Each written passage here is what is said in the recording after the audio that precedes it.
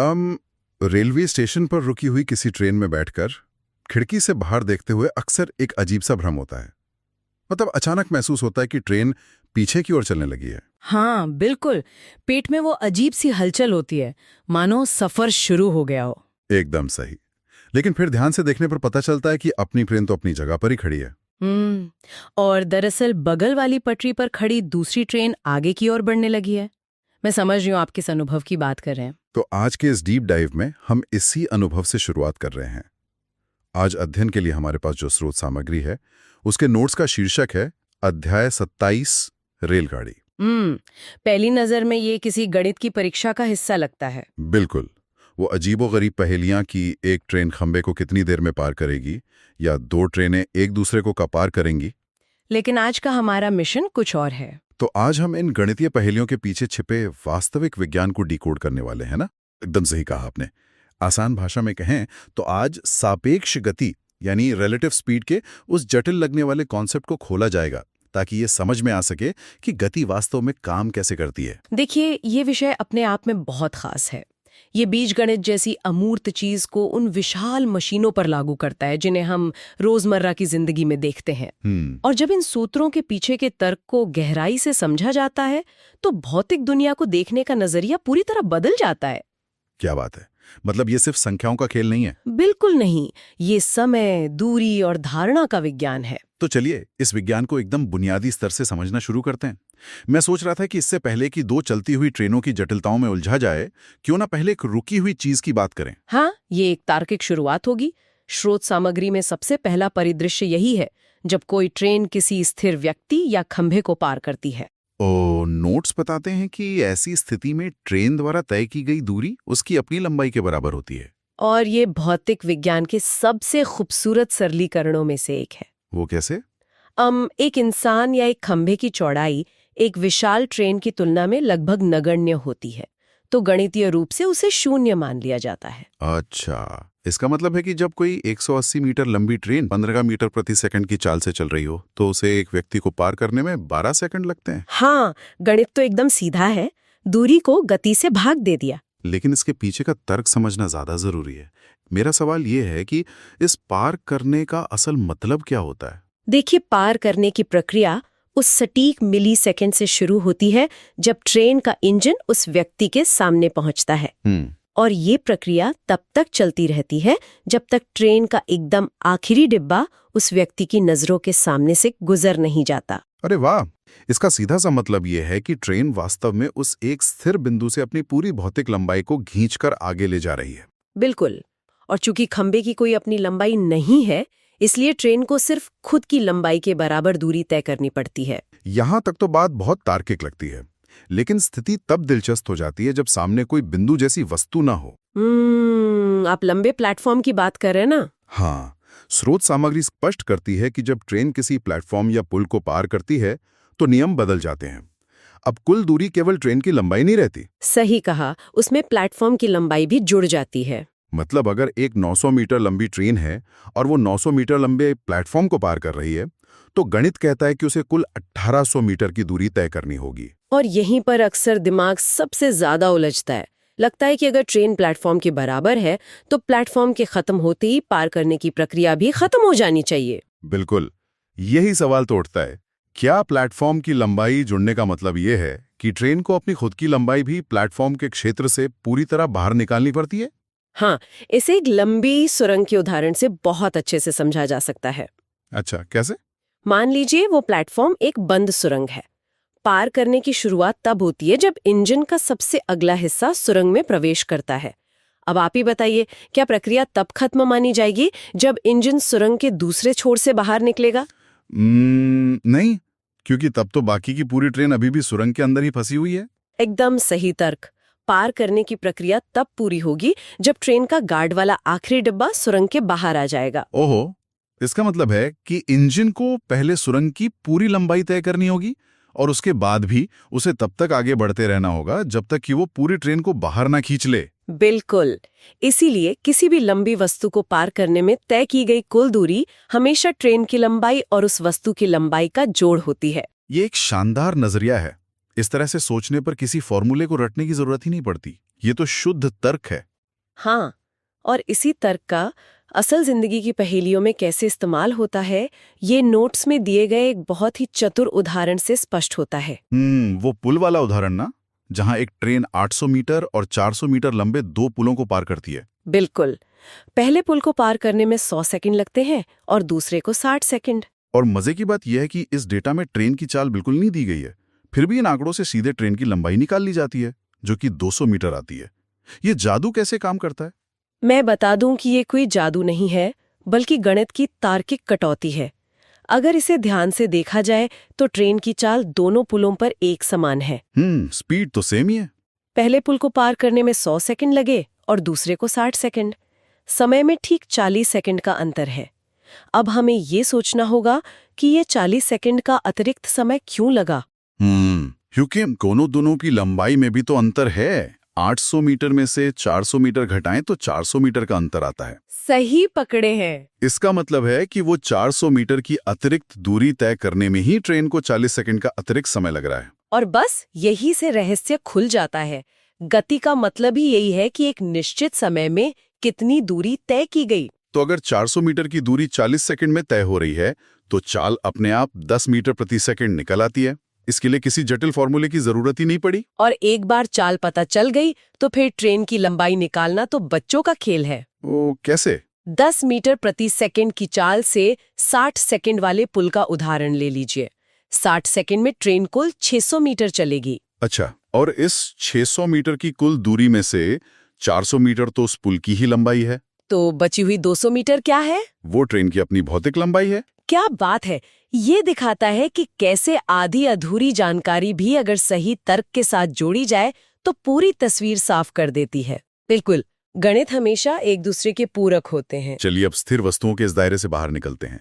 असली जटिलता और रोमांच तो तब शुरू होता है जब दोनों वस्तुएं चल रही हों। आप सापेक्ष गति यानी रिलेटिव स्पीड के सिद्धांत की बात कर रहे हैं। हाँ, स्रोत सामग्री का अगला बड़ा हिस्सा इसी पे गहराई से बात करता है। और यहीं से चीजें रोजमर्रा के अनुभव से जुड़ने लगती हैं, क्योंकि सापेक्ष गति कोई किताबी सिद्धांत नहीं है।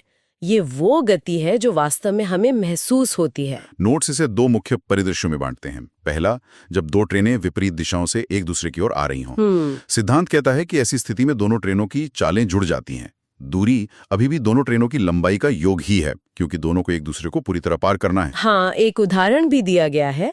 230 मीटर और 270 मीटर लंबी दो ट्रेनें हैं। हाँ। वे 42 किलोमीटर प्रति घंटा और 48 किलोमीटर प्रति घंटा। जब इनकी चालों को जोड़ा जाता है और गणना की जाती है तो पता चलता है कि वे एक दूसरे को सिर्फ 20 सेकंड में पार कर लेती हैं। यहाँ जो चालों का जुड़ना है उसे समझना बहुत जरूरी है। बिल्कुल, जब दो चीजें विपरीत दिशा से एक दूसरे की ओर बढ़ती हैं तो वे दोनों मिलकर अपने बीच की दूरी को खत्म करने का काम कर रही होती हैं। दोनों तरफ से दूरी कम हो रही है। हाँ, हर गुजरते सेकंड के साथ ट्रेन ए अपनी गति से दूरी कम कर रही है और उसी समय ट्रेन बी भी अपनी गति से दूरी कम कर रही है। दोनों का प्रयास जुड़ रहा है। इसे तो हाईवे पर गाड़ी चलाने के अनुभव से बहुत अच्छी तरह समझा जा सकता है। वो कैसे? जब कोई गाड़ी चला रहा होता है तो सामने से आने वाली गाड़ियां बहुत तेजी से निकलती हुई महसूस होती हैं। ऐसा लगता है जैसे वे हवा से बातें कर रही हों। एकदम सही विश्लेषण। वो इसीलिए होता है क्योंकि देखने वाले की गाड़ी की स्पीड और सामने वाली गाड़ी की स्पीड आपस में जुड़ जाती है। दिमाग उस क्लोजर रेट को दर्ज करता है। हाँ, दिमाग को लगता है कि सामने वाली वस्तु बहुत तेज आ रही है, जबकि वास्तव में दोनों अपनी अपनी सामान्य गति पर ही हैं। लेकिन दूसरा परिदृश्य थोड़ा ज्यादा सोचने पर मजबूर करता है। जब ट्रेनें एक ही दिशा में चल रही हों। ओह, जहां चालें घट जाती हैं। हाँ, मान लीजिए 200 मीटर और 250 मीटर लंबी दो ट्रेनें हैं। तेज ट्रेन 68 किलोमीटर प्रति घंटा और धीमी ट्रेन 50 किलोमीटर प्रति घंटा की गति से एक ही दिशा में चल रही हैं। इस स्थिति में तेज ट्रेन को धीमी ट्रेन को पार करने में पूरे 90 सेकंड लगते हैं। विपरीत दिशा के 20 सेकंड के मुकाबले ये बहुत ज्यादा समय है। गति घटाने का ये सूत्र थोड़ा उलझा हुआ लग सकता है। इसे समझने के लिए गति के अंतर पर ध्यान केंद्रित करना होगा। मैं सोच रहा था ये बिल्कुल ट्रेडमिल पर दौड़ने जैसा है। अच्छा, ट्रेडमिल कैसे? मान लीजिए कोई व्यक्ति ट्रेडमिल पर 10 की स्पीड से दौड़ रहा है और बगल वाले ट्रेडमिल पर दूसरा व्यक्ति 8 की स्पीड से दौड़ रहा है। अगर तेज दौड़ने वाला व्यक्ति बगल वाले को देखे तो ऐसा नहीं लगेगा कि वो 10 की स्पीड से आगे निकल रहा है। उसे लगेगा कि वो सिर्फ 2 की स्पीड से धीरे धीरे आगे खिसक रहा है। ये ट्रेडमिल वाली एनालॉजी बिल्कुल सटीक बैठती है। जब कोई तेज ट्रेन धीमी ट्रेन को ओवरटेक कर रही होती है तो धीमी ट्रेन स्थिर नहीं है, वो भी आगे भाग रही है। बिल्कुल। तेज ट्रेन को अपनी गति का एक बड़ा हिस्सा, इस उदाहरण में 50 किलोमीटर प्रति घंटा, तो सिर्फ धीमी ट्रेन की बराबरी करने में ही खर्च करना पड़ता है। तो उसे पीछे छोड़ने या ओवरटेक करने का असली काम केवल वो बची हुई अतिरिक्त गति करती है। हाँ, जो कि 18 किलोमीटर प्रति घंटा है। इसीलिए एक ही दिशा में चाल को घटाया जाता है, क्योंकि केवल वो गति का अंतर ही पार करने में काम आता है। ये एक बहुत ही शक्तिशाली कॉन्सेप्ट है और इसी कॉन्सेप्ट पर आधारित नोट्स में एक ऐसी गणितीय पहेली है जो पहली नजर में असंभव लगती है। वो 380 मीटर और 220 मीटर वाली पहेली। हाँ, दो ट्रेनों की लंबाई 380 मीटर और 220 मीटर है। जब वे एक ही दिशा में चलती हैं तो एक दूसरे को पार करने में 20 सेकंड लेती हैं, लेकिन जब वे विपरीत दिशा में चलती हैं तो केवल 12 सेकंड लेती हैं। हैरानी की बात यह है कि बिना किसी स्पीड के आंकड़े के केवल इस समय और लंबाई की जानकारी से तेज चलने वाली ट्रेन की सटीक गति निकाल ली जाती है, 144 किलोमीटर प्रति घंटा। इसमें ऐसा लगता है जैसे कोई जानकारी गायब है, लेकिन फिर भी उत्तर आ जाता है। ये दिखाता है कि गणितीय समरूपता कितनी सुंदर होती है। बिल्कुल। देखिए, यहाँ कुल दूरी दोनों ही स्थितियों में समान है, 380 और 220 का जोड़, यानी 600 मीटर। चाहे वे एक दिशा में जाएं या विपरीत दिशा में, उन्हें ये 600 मीटर की दूरी ही तय करनी है। तो जब वे एक दिशा में हैं तो उनकी सापेक्ष गति होगी 600 मीटर भाग 20 सेकंड, यानी 30 मीटर प्रति सेकंड। और जब वे विपरीत दिशा में हैं तो सापेक्ष गति होगी 600 भाग 12, यानी 50 मीटर प्रति सेकंड। हाँ। यहाँ आकर समस्या बहुत सरल हो जाती है। अब दो स्पष्ट स्थितियां हैं, एक में दो गतियों का जोड़ 50 है और दूसरी में उन्हीं दो गतियों का अंतर 30 है।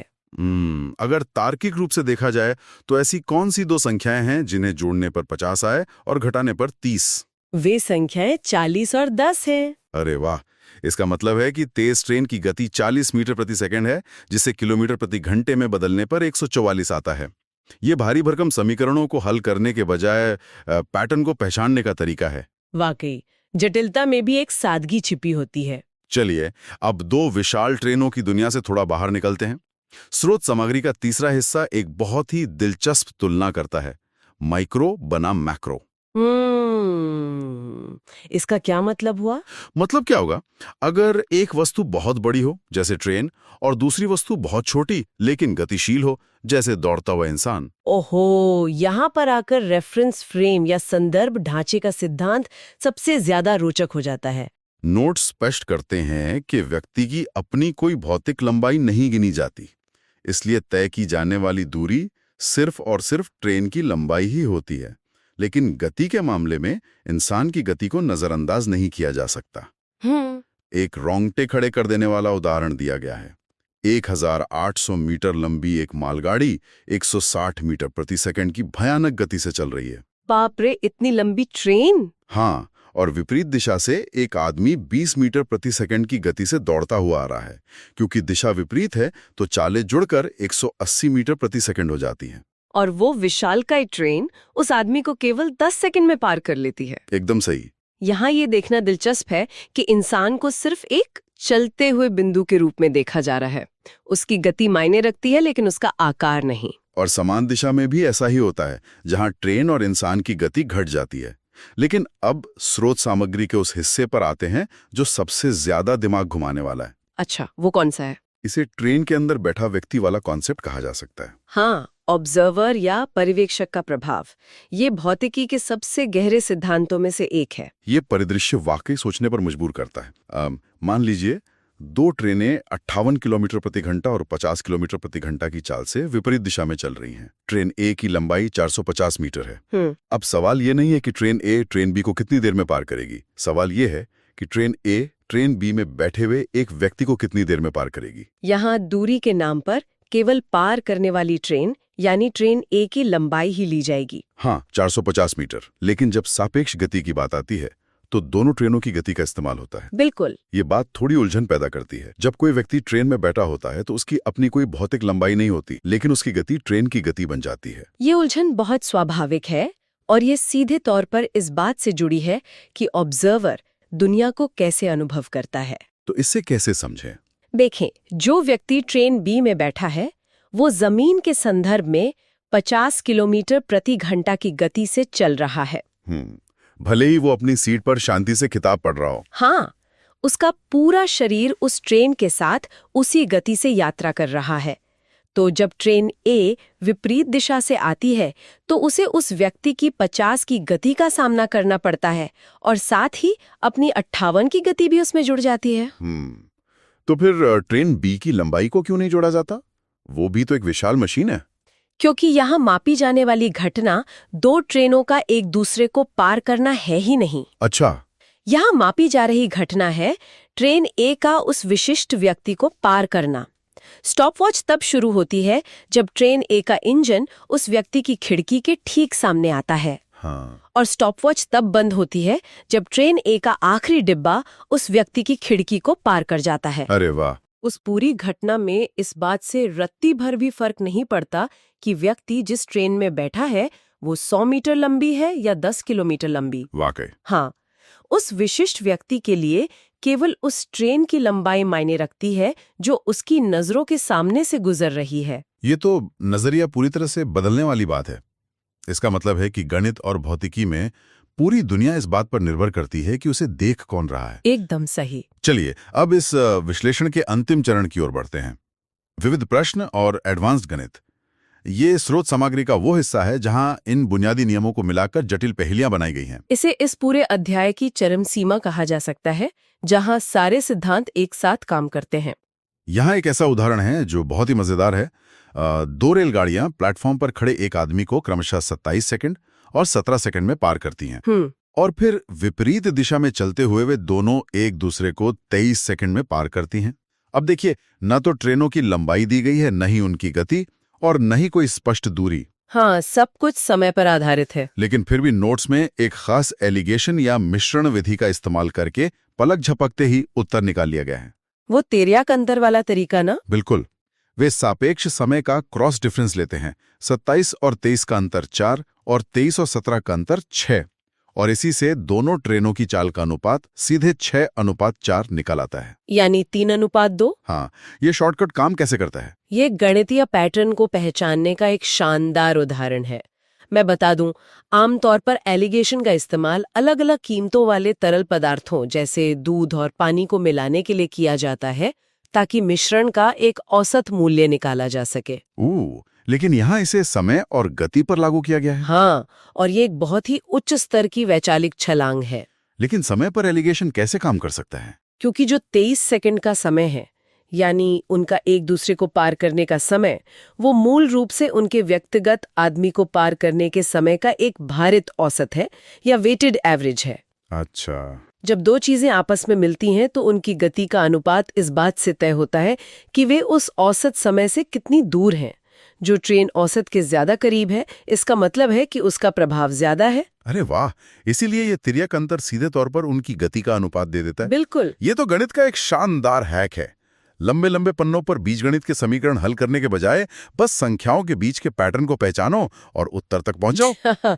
जटिल समस्याओं को सुलझाने का यही तरीका होता है, अलग अलग कड़ियों को जोड़ना। इसी बात पर एक आखिरी उदाहरण शामिल करना जरूरी है क्योंकि ये अब तक की सारी कड़ियों को एक जासूस की तरह जोड़ देता है। बताइए। एक 36 किलोमीटर प्रति घंटा की गति से चल रही ट्रेन ए है। वह विपरीत दिशा से आ रही ट्रेन बी को 15 सेकंड में पार करती है। और वही ट्रेन ए एक स्थिर ट्रेन सी को, जो 500 मीटर लंबी है, 30 सेकंड में पार करती है। इन अलग अलग और बिखरी हुई जानकारियों को जोड़कर स्रोत सामग्री में ट्रेन ए की लंबाई निकाल ली गई है। इस तरह के सवालों में सीधा उत्तर कभी नहीं मिलता। इसमें एक जानकारी दूसरी जानकारी के लिए चाबी का काम करती है। सही कहा। पहले स्थिर ट्रेन सी वाले परिदृश्य का उपयोग करके ट्रेन ए की लंबाई निकाली गई, जो 200 मीटर आई, क्योंकि वहां गति और समय दोनों पता थे। और एक बार जब ट्रेन ए की लंबाई मिल गई तो उस जानकारी का उपयोग ट्रेन बी वाले परिदृश्य में किया गया होगा। बिल्कुल। ये एकदम एक पहेली को हल करने जैसा है जहां हर टुकड़ा अपनी सही जगह पर फिट बैठता है। देखिए, ज्ञान तभी सबसे अधिक मूल्यवान होता है जब उसे सही संदर्भ में समझा और लागू किया जाए। Thanks for watching. Like, share and subscribe for more amazing content.